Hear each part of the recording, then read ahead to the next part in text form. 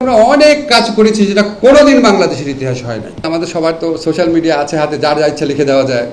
আমরা প্রায় শুনি যে আপনি কি করছেন, শহীদের রক্তের উপর দিয়ে বসছেন, এত কিছু করছেন, আমরা আপনারা বসেছি, আপনি কি করেছেন।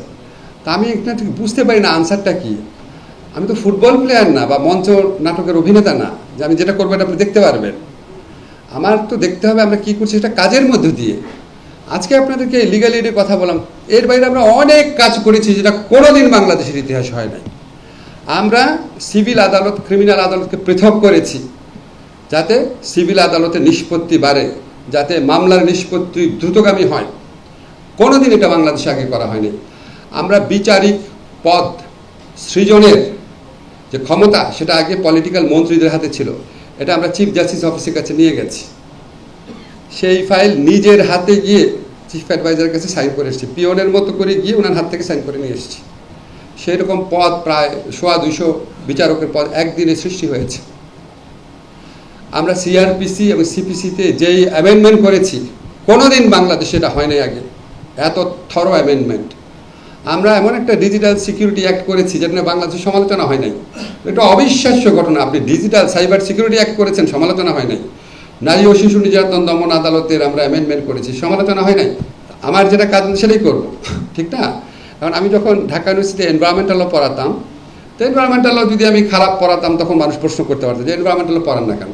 তো অন্য একজন লেবার ল পড়াচ্ছে, সে ফাঁকি দিচ্ছে না কি বা সে করছে না, এটা তো আমার দেখার বিষয় না। আমার মিনিস্ট্রি কী কাজ করছে এটা অল্প কিছু আপনাদের বর্ণনা দিলাম, আরও অনেক অনেক কাজ করছে।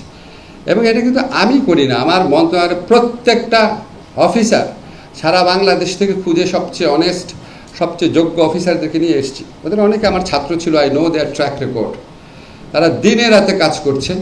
আমাদের খুব বেশি সময় নাই, কিন্তু আপনাদেরকে আমরা খুব দৃঢ়তার সাথে একটা কথা বলতে পারি, আমরা যেই পরিবর্তনগুলো করে দিয়েছি, যেই রিফর্ম করেছি, এই রিফর্মটা যদি পরবর্তীকালের পলিটিক্যাল গভর্নমেন্ট সাস্টেইন করে, অবশ্যই বাংলাদেশে অ্যাক্সেস টু জাস্টিস প্রচণ্ড পরিমাণ বৃদ্ধি পাবে।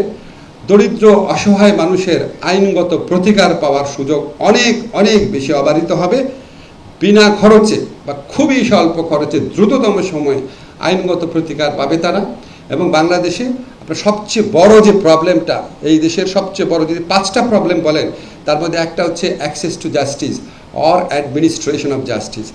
সেই 5টা প্রবলেমের যে একটা প্রবলেম আছে সেটা আমরা বহুলাংশে আমরা যে সংস্কারগুলো করে দেখলাম, আইনি সংস্কার এবং ইনস্টিটিউশনাল সংস্কার, এটা যদি পলিটিক্যাল গভর্নমেন্টগুলো অব্যাহত রাখে, এই যে সবচেয়ে বড় 5টা সংকটের আছে তার মধ্যে একটা সংকট ন্যায় বিচার প্রতিষ্ঠা, সেই সমস্যা বহুলাংশে সমাধান হবে।